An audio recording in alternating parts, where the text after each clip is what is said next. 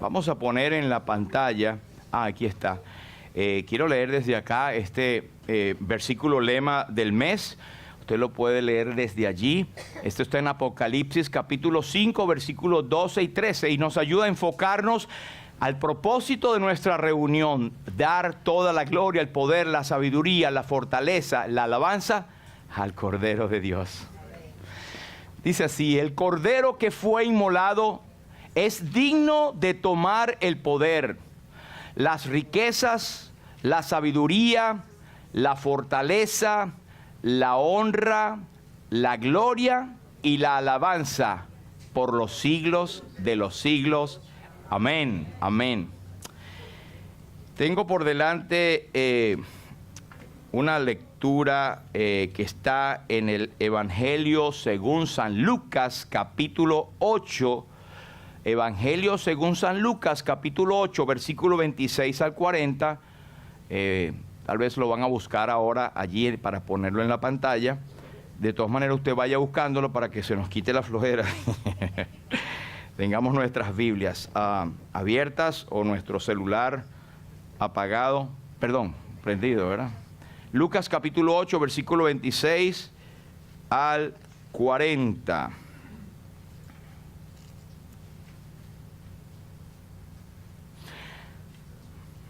Quiero leer desde el versículo 25, un versículo anterior. Dice así la palabra de Dios, el Señor hablando. Y les dijo: ¿dónde está vuestra fe? Y atemorizados se maravillaban y se decían unos a otros: ¿quién es este que aún a los vientos y a las aguas manda y le obedecen? Y arribaron a la tierra de los Gadarenos, que está en la ribera opuesta a Galilea. Al llegar él a tierra, vino a su encuentro un hombre de la ciudad endemoniado desde hacía mucho tiempo, y no vestía ropa, ni moraba en casa, sino en los sepulcros. Este, al ver a Jesús, lanzó un gran grito. Imagínense este hombre endemoniado lanzando un gran grito. Y postrándose a sus pies, exclamó a gran voz: ¿qué tienes conmigo, Jesús, Hijo del Dios Altísimo? Te ruego que no me atormentes. Porque mandaba al espíritu inmundo que saliese del hombre, pues hacía mucho tiempo que se había apoderado de él, y le ataban con cadenas y grillos. Pero rompiendo las cadenas, era impelido o impulsado por el demonio a los desiertos. Y le preguntó Jesús diciendo: ¿cómo te llamas? Y él dijo: Legión, porque muchos demonios habían entrado en él. Y le rogaban que no los mandase ir al abismo. Había allí un hato de muchos cerdos que pacían en el monte, y le rogaron que los dejase entrar en ellos, y les dio permiso. Y los demonios salidos del hombre entraron en los cerdos, y el hato se precipitó por un despeñadero al lago y se ahogó. Y los que apacentaban los cerdos, cuando vieron lo que había acontecido, ¿dieron gloria a Dios? Huyeron por la derecha y por la izquierda. Y yendo, dieron aviso en la ciudad y por los campos, y salieron a ver qué había sucedido, y vinieron a Jesús, y hallaron al hombre de quien habían salido los demonios, sentado a los pies de Jesús, vestido y en su cabal juicio, y tuvieron miedo. Y los que lo habían visto les contaron cómo había sido salvado el endemoniado. Entonces toda la multitud de la región alrededor de los Gadarenos le rogó al Señor, quédate con nosotros, has hecho un gran bien. Qué tremendo que has venido a libertar a los hombres del infierno. Le rogaba que le dejase estar en él, pero Jesús le despidió diciendo, vuélvete a tu casa y cuenta cuán grandes cosas ha hecho Dios contigo. Y él se fue publicando por toda la ciudad, diciendo cuán grandes cosas había hecho Jesús con él. Cuando volvió Jesús, le recibió la multitud con gozo. Esa es la otra multitud que estaban esperándole afuera. Hasta aquí, que el Señor bendiga su palabra. Si usted nota allí, hay 5 ruegos. Usted ve versículo 28. ¿Qué tienes conmigo, Jesús, de Hijo del Dios Altísimo? Te ruego que no me atormentes. El primer ruego es de los demonios de la legión que estaban rogando, suplicando al Señor que no le atormentara. Primer ruego. Segundo ruego, versículo 31. Los mismos demonios rogaban que no los mandase ir al abismo. Tercer ruego. Había allí un hato de muchos cerdos que pasían en el monte y le rogaron que los dejase entrar en ellos y les dio permiso. El tercer ruego es que querían que el Señor les permitiera que ellos poseyesen a aquellos cerdos. El cuarto está en el versículo 37.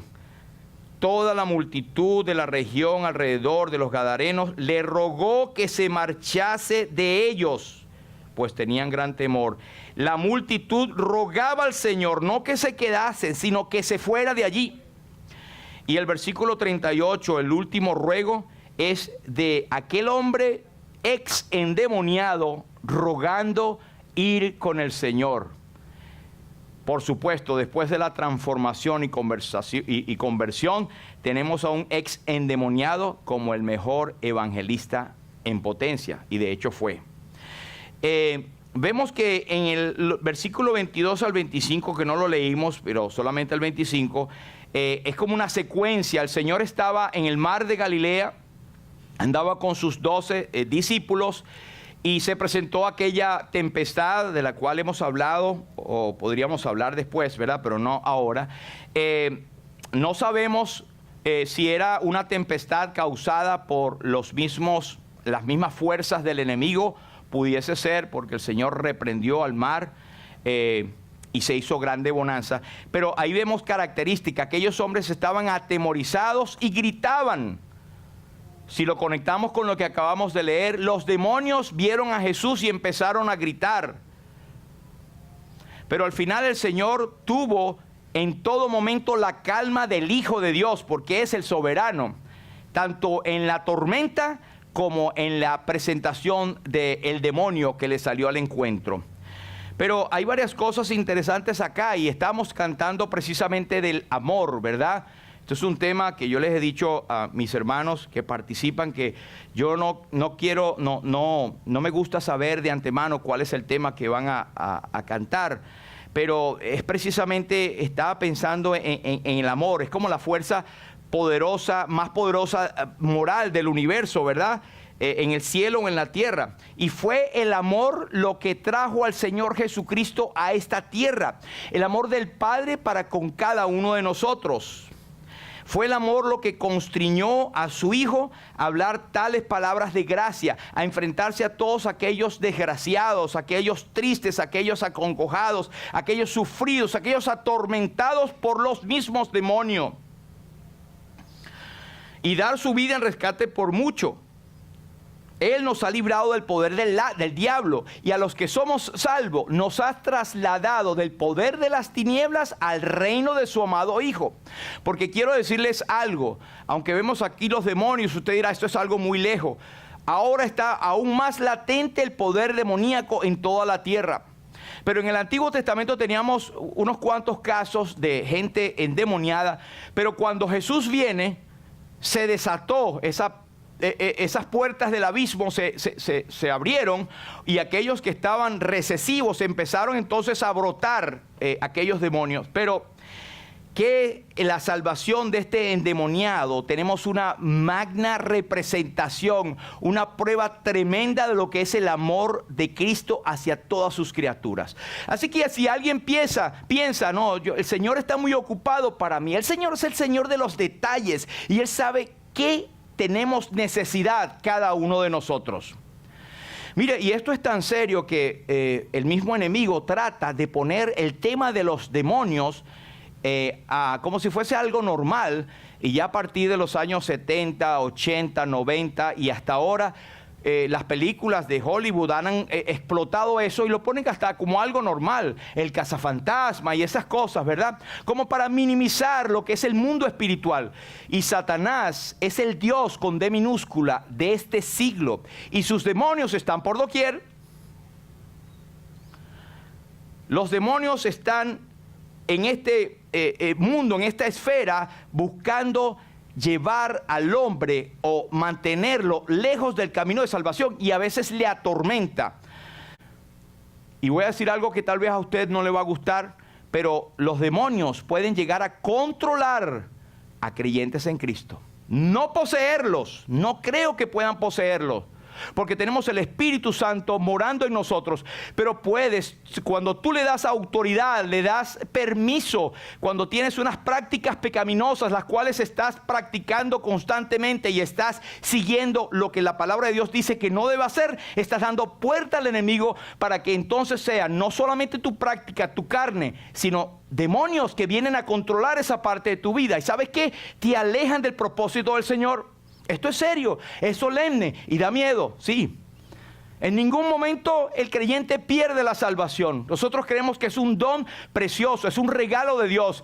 Y si alguno está en Cristo, nueva criatura es, las cosas viejas pasaron y aquí todas son hechas nuevas. Pero existe en este momento un auge de la actividad demoníaca. ¿Sabe por qué? Y ayer lo hablamos con una querida hermana. Y usted lo sabe, la venida del Señor está a las puertas. Está a las puertas. En cualquier momento Cristo va a venir a recoger a su iglesia. Y va a venir sin relación con el pecado para salvar a los que le esperan. ¿Estás tú en esa lista? Y sí, ojalá que no. Pero si en tu mente está que la razón por la cual te vas a ir con el Señor es porque tú eres bueno o eres buena, o que tú vas a la iglesia, o que tú haces de vez en cuando esto y aquello, déjame decirte que estás perdido o perdida en una exposición de la condenación eterna. Eso lo dice la Biblia. Ahora sí dice, mi confianza está en Jesús. Si fuera por mí, fuera al infierno. Pero yo confío en lo que Él dice. El que cree en el Hijo tiene vida eterna y no vendrá condenación, mas ha pasado de muerte a vida. Por su obra en la cruz tenemos nosotros redención y tenemos seguridad. Seguridad me dio Jesús. Cuando en su amor, cuando Él me vio a mí, Él vio mi alma que estaba perdida y Él, mi alma rescató, se bajó hasta donde yo estaba y me levantó. Él, mi alma, levantó. ¿Puedes decir tú lo mismo? Mira, el señor Chesterton fue un teólogo del siglo XIX que él llegó a practicar algo de brujería y cuestiones de estas raras, pero él se convirtió al Señor y él escribió muchísimos libros. Fue un inglés muy prolífero y él influyó mucho en la vida de este hombre C.S. Lewis, del cual nosotros hemos oído, que escribió muchos libros también y impacta en sus historias, aunque algunas fabulosas, impacta en sus historias lo que es la redención y la obra de Cristo. Pero este hombre decía que cuando las personas dejan de creer en Dios, ya no creen en nada. Entonces, ¿qué es lo que pasa? Creen en cualquier cosa que les pones, lo creen. Entonces, después de rechazar al único Dios verdadero, como dice Romanos, cambian la gloria del Dios por gloria a las criaturas. Entonces, hoy en día se fascinan con la meditación trascendental, con alternativa ciencia ficción, con cuentos de brujas, con leyendas de la mitología pagana o seres ficticios o paganos con poderes sobrenaturales. Y no creen en el Señor Jesucristo, aquel que es Dios hecho carne, que murió en la cruz y que fue sepultado y que resucitó al tercer día conforme a las Escrituras. Ocurre y me viene a la mente lo de Lázaro y aquel rico que estamos estudiando a propósito los viernes acá, pues cuando él estaba en el infierno, todo el mundo se convierte en tremendo evangelista. Ya estaba en el lugar de separación, aunque no en el lago de fuego, porque creemos por las escrituras y la escatología que eso aún está en el futuro. A propósito, los demonios sabían de escatología. Le dijeron a Jesús, has venido, en otras partes, has venido a atormentarnos antes de tiempo, lo dice en otro evangelio. Ellos sabían, para ellos está preparado. Y el Señor lo dijo, para Satanás y sus ángeles y sus seguidores. Eso vendrá en el futuro.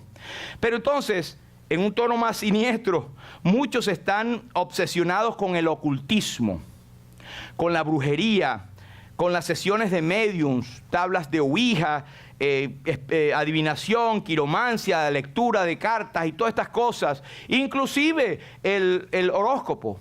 Esas cuestiones están condenadas por la palabra de Dios. Hermano en Cristo, si usted tiene esa práctica de ver el horóscopo para ver qué le trae el Señor, cierre eso inmediatamente y arrepiéntase y abra la palabra del Señor. Dice en 1 Timoteo 4:1, pero el Espíritu dice claramente que en los postreros tiempos algunos apostatarán de la fe, escuchando a espíritus engañadores y a doctrinas de demonios. Así que ellos están encubiertos aún dentro de iglesias. Lamentablemente, el enemigo se mueve. Bueno, el suceso central de la palabra de Dios nos da desde la fundación del mundo hasta el último tiempo en Apocalipsis. Nos habla de la historia de Israel y todas las lecciones que Dios trae de la redención del mundo, que estaban como en figuras, hasta, digamos, brotar o descansar o aterrizar en lo más solemne de la palabra de Dios, que es la encarnación del Hijo de Dios. Ese es el tema central. Toda la Biblia está llena de Cristo y nosotros decimos acá que somos cristocéntricos. Vemos a Cristo en cada detalle de las Escrituras. El Señor le dijo a los fariseos, de mí habló Moisés, habló Abraham, todos han hablado de mí. David habló del Señor sin conocerle. Y esto nos llama a pensar, hermanos, nosotros como creyentes somos como la Biblia. Estamos tratando de mostrar en cada momento al Señor. ¿Sabes que tenemos la oportunidad? Como creyentes nosotros debemos mostrar a Cristo. Debemos reflejar a Cristo.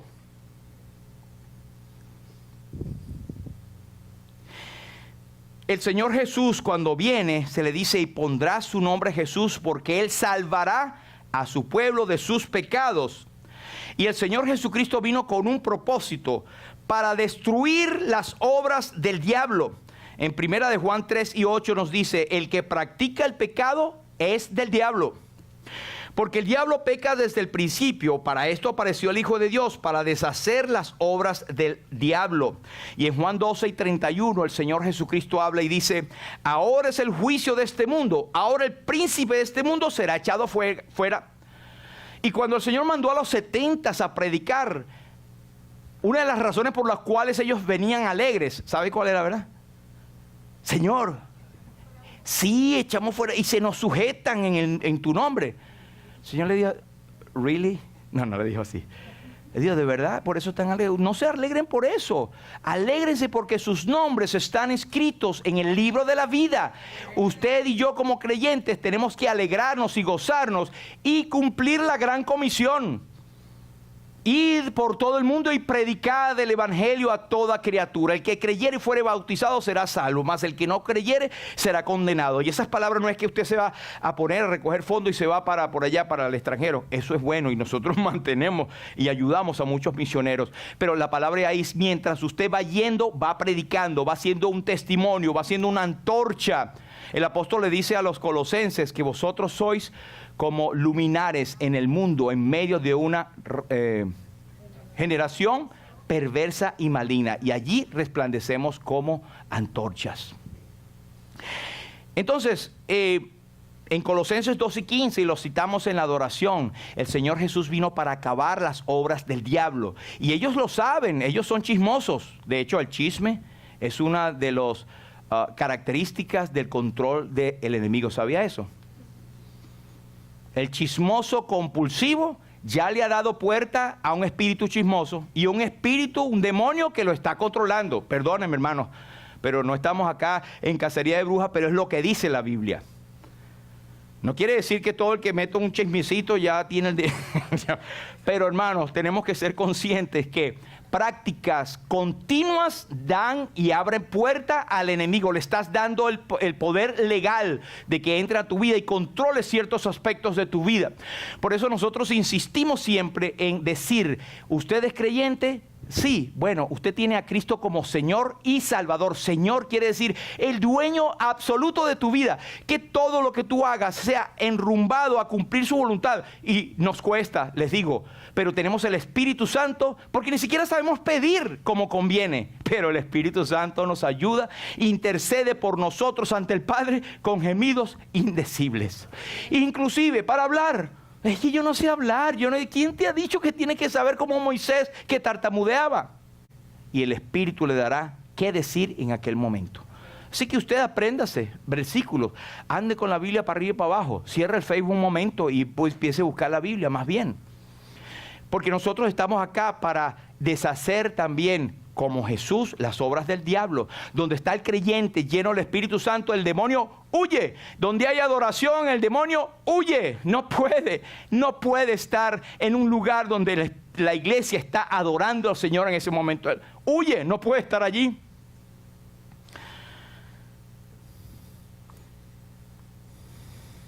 Versículo 26 dice, y arribaron a la tierra de los Gadarenos, que está en la ribera opuesta a Galilea. Dice la palabra de Dios. Dice que Gadara era en ese tiempo una provincia romana de Perea. Estaba, como dije, como a 6 millas del mar de Galilea, enfrente, o mejor dicho, de Capernaum. Y era una región de sepulcros, ¿sabe? Es bien llamativo que este hombre salió y vivía entre los sepulcros.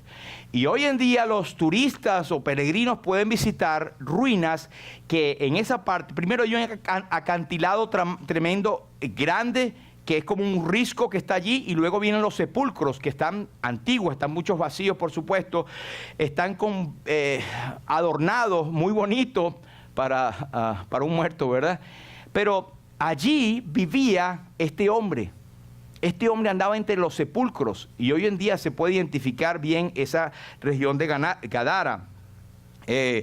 Probablemente estaba en las cuevas, ¿verdad? Que estaban labradas ahí, y ahí es donde dice, el hato se precipitó por un despeñadero al lago y allí se ahogaron.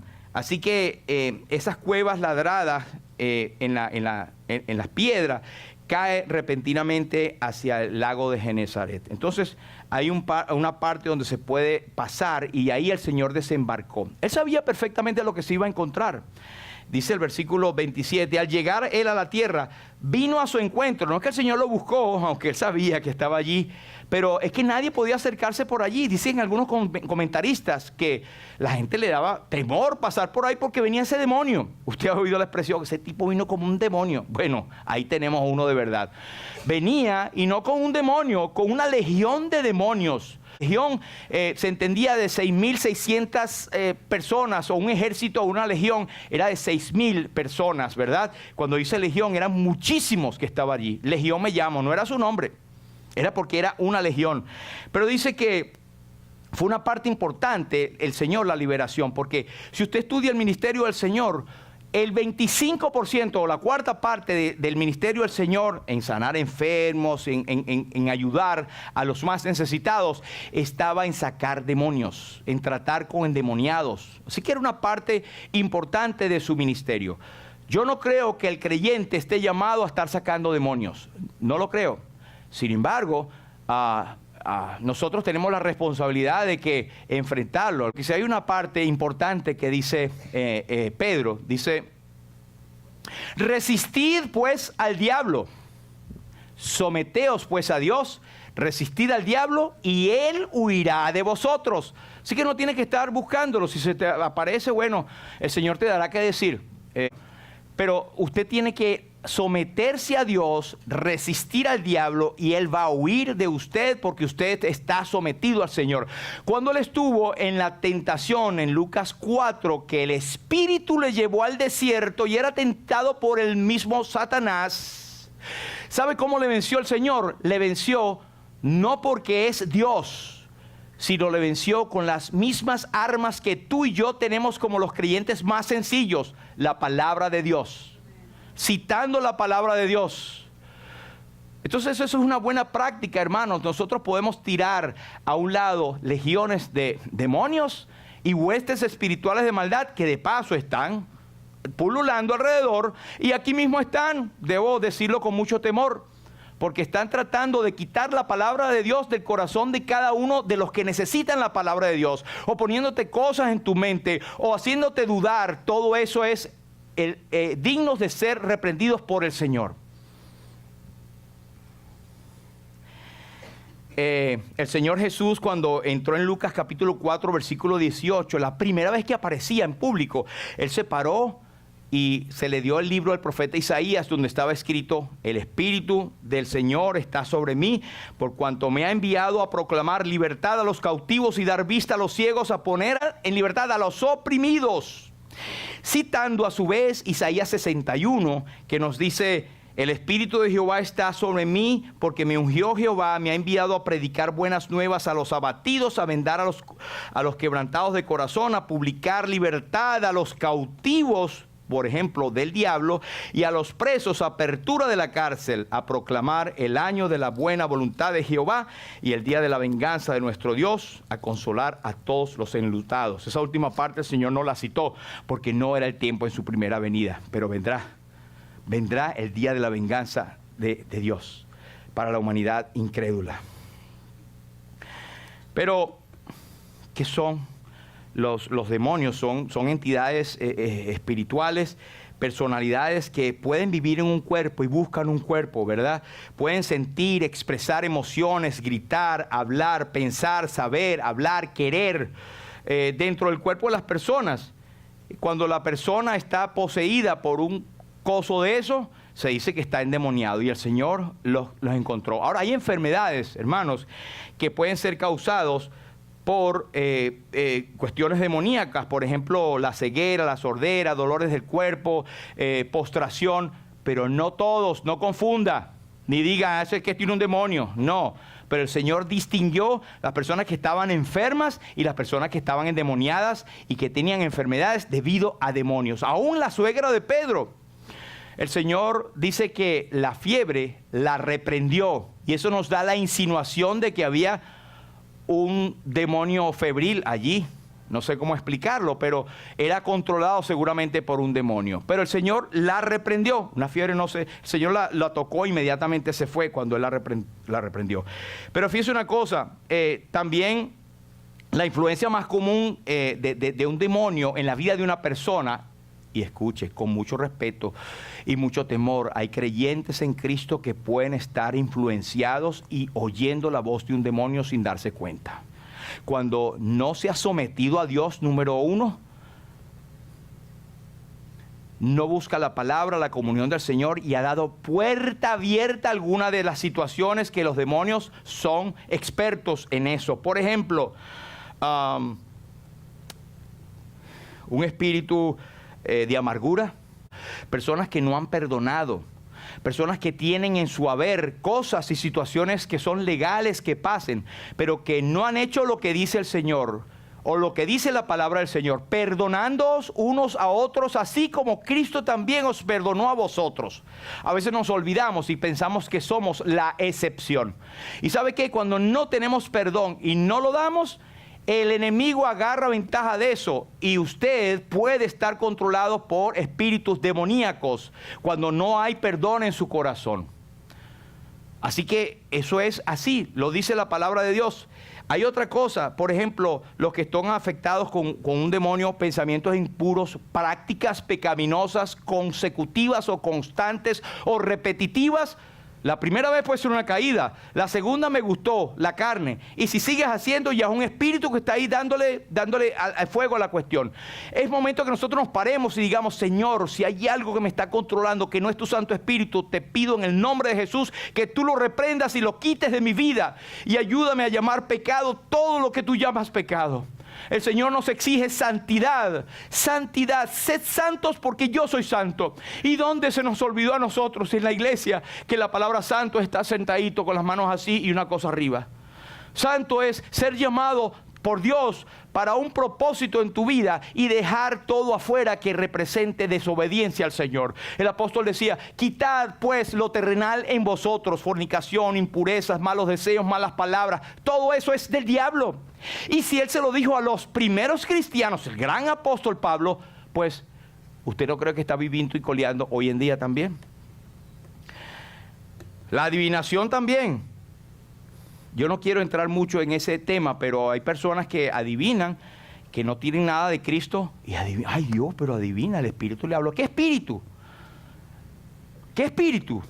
En Hechos 16 tenemos un ejemplo tremendo de Lidia. ¿Se acuerda la primera convertida en Europa? A propósito, en esa parte del mundo, ¿verdad? Donde está Estambul y toda esa área por allí. Esa era la parte donde estaba Lidia. Bueno, ahí encontraron a una que tenía espíritu de adivinación por el mismo enemigo. El enemigo es tan chismoso que oye y sabe y puede decir algo para impresionar a la gente. Tengan cuidado con aquel que dice, yo tengo una revelación que me vino. Un momentico, pero tú eres de dónde? ¿Cómo es tu vida? ¿Eres del Señor realmente?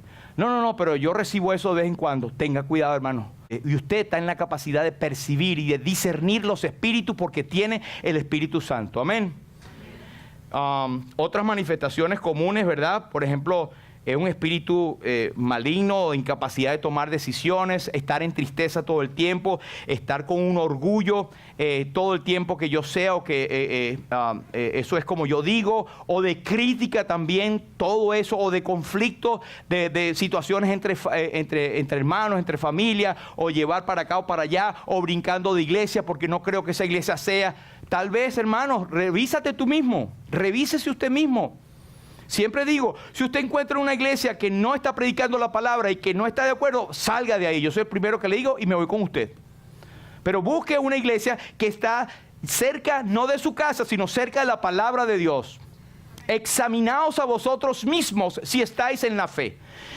Hay muchísimo para hablar de esta historia del endemoniado, porque es que nos apela. El apóstol Pablo nos lo dice en Efesios 6 y 12. Nos dice, hermanos, no tenemos lucha contra sangre y carne, sino contra ¿qué? Contra principados, contra potestades, contra los gobernadores de las tinieblas de este siglo, contra huestes espirituales de maldad de las regiones celestes. Lo tenemos. Están pululando y luchando contra nosotros y están a través de las personas y a través de nosotros mismos muchas veces. Cosas rapiditas de este hombre. La terrible condición de aquel hombre. Primero, él carecía de vergüenza. Dice el versículo 27, no vestía ropa, estaba desnudo. Y no era porque él quería, estaba controlado por el demonio, ¿verdad? No tenía ropa, estaba desnudo sin saberlo, estaba totalmente poseído y ocupado por un espíritu que le controlaba todas sus emociones. Cuando Adán y Eva pecaron, supieron que estaban desnudos e intentaron cubrirse inmediatamente. Así que esto tiene que ver con la ceguera que el enemigo hace para que persona no se dé cuenta de la condición en que está. Y no es verdad, hermano, que muchas veces nos dicen a nosotros, mira, tal y tal cosa. Y yo, wow, no, yo no. Después tú te pones a analizar, Señor, de verdad, yo no me había dado cuenta de eso. Es como secciones desnudas de tu carácter que no te has dado cuenta y que otros pueden ver. Entonces, yo empezando por mí mismo, y gracias a Dios por mi esposa y por las personas que están a nuestro lado, que me pueden apuntar y decir con amor que esto que está pasando y cómo podemos arreglarlo. Porque a veces uno queda como que pasa por encima. ¿Y sabe qué? Eso nos da temor, porque resulta que el enemigo es experto en cauterizar la memoria y la mente de las personas. Así que este hombre carecía de vergüenza. En Apocalipsis 15, 16 y 15 nos habla, he aquí yo vengo como ladrón, bienaventurado el que vela y guarda sus ropas para que no ande desnudo y vean su vergüenza. Punto 2, él carecía de amigos. Este hombre endemoniado, el enemigo hace que se te aparten todos los amigos. ¿Por qué? Cualquiera que sea tu situación, te va a poner como que la persona ya no van a querer andar contigo porque eres una persona o problemática o te van a acercar a ti y dices que eres creyente gozoso, pero no le has avisado a tu cara y la cara no se ha dado cuenta y la gente te huye. O siempre tienes una queja o siempre tienes un comentario negativo de algo. Hermanos, esto no debe ser así. No tenía amigos. ¿Por qué? Porque se había dejado dominar tanto que el demonio ya estaba controlando todo su cuerpo. Así que todavía estamos a tiempo, porque no creo que haya ninguno aquí dominado así. Pero otro que era impotente. Impotente para librarse a sí mismo.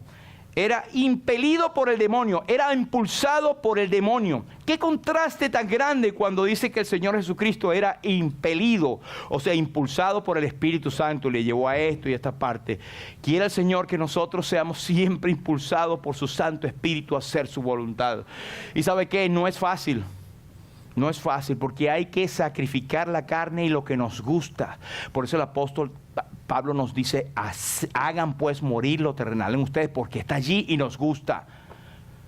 Pero somos santos y debemos ser, somos santos por llamamiento y debemos hacer la práctica, la santidad de nuestra vida.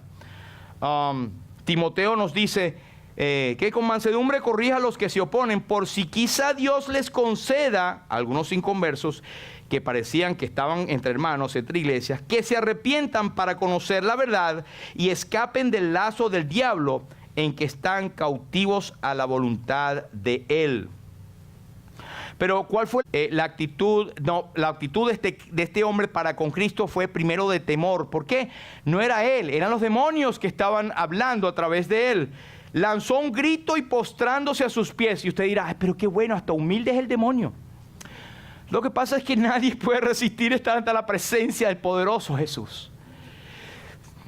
Y aquel hombre o esos demonios estaban postrándose no como señal de humildad, sino señal de la soberanía de Dios que está sobre ellos y que sabe que ellos van a ser lanzados al infierno. Y tenían el temor de que Jesús los estaba enviando, lo iba a enviar prematuramente a ese lugar. No podían estar echando más jaranga o broma o cosas por alrededor, ¿verdad? Entonces tenían temor. Lo segundo es que el demonio siempre o las personas con este tipo de características o estas influencias tienen oposición. Él exclamó a gran voz, ¿qué tienes conmigo, Jesús, Hijo del Dios Altísimo? Y es como el contraste cuando Pedro habla, Señor, tú eres el Cristo, el Hijo del Dios viviente. Pero otra vez, esta era la confesión de demonios que no tienen salvación porque ya decidieron sus destinos y han sido ya seleccionados o puestos para ser condenados y ser lanzados en el lago de fuego. ¿Dónde se encuentra el vínculo del pecador y Cristo? Esto me hace pensar en Corintios cuando dice, ¿qué concordia tiene Cristo con Belial? Y usted dirá, ninguna, ¿verdad? Ellos decían, Señor, ¿qué tienes con nosotros? O sea, no hay nada que haya de unirle, pero sí lo unía a la criatura la cual ellos estaban poseyendo. Por eso Cristo tiene un vínculo tan precioso, tan grande y tan eterno, que nos dice en su palabra, con amor eterno te he amado, por tanto te prolongué mi misericordia. Piensa en esto, hermano, el Señor nos ha amado tanto, tanto que costamos la vida del Señor Jesucristo. Tenemos que andar de acuerdo a ese llamamiento, de acuerdo a esa obra en la cruz. Y da tristeza, yo mismo me pongo allí cuando uno no anda. Al final del día tú dices, no anduve como un verdadero varón de Dios o como una mujer de Dios. Pero no anduve como el Señor quiere que yo hubiese andado. Pedir perdón. Lo bueno es que tenemos un acceso directo a la presencia de Dios. Es como una piedra. Sé tú conmigo una piedra o un refugio que acuda yo continuamente. Si confesamos nuestros pecados, Él es fiel y justo para perdonarnos y limpiarnos nuestros pecados. La tercera cosa que hizo aquel hombre endemoniado o los demonios en él fue rogar. Te ruego que no me atormentes. Te ruego que no me atormentes. En esta, oración es la convicción de saber que el juicio ya estaba allí. Afortunadamente nosotros no podemos decir así porque tenemos oportunidad. ¿Sí? Recuerde, Cristo habló más del infierno que cualquier otro y de cualquier otro tema, porque es una cosa real que lamentablemente muchas iglesias no predican hoy del infierno y sí existe.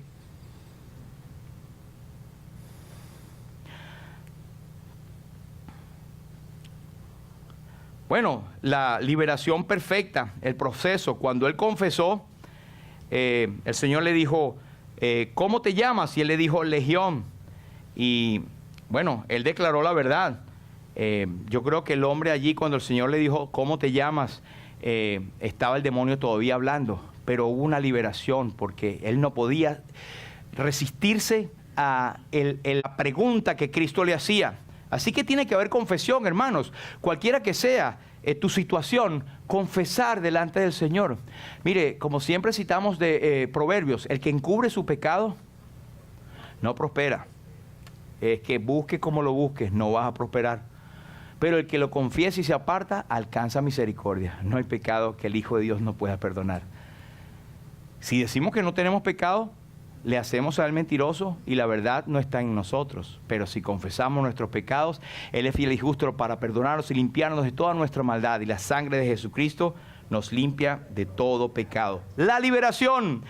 Versículo 35, hallaron al hombre en quien habían salido los demonios, sentado a los pies de Jesús, vestido y en su cabal juicio.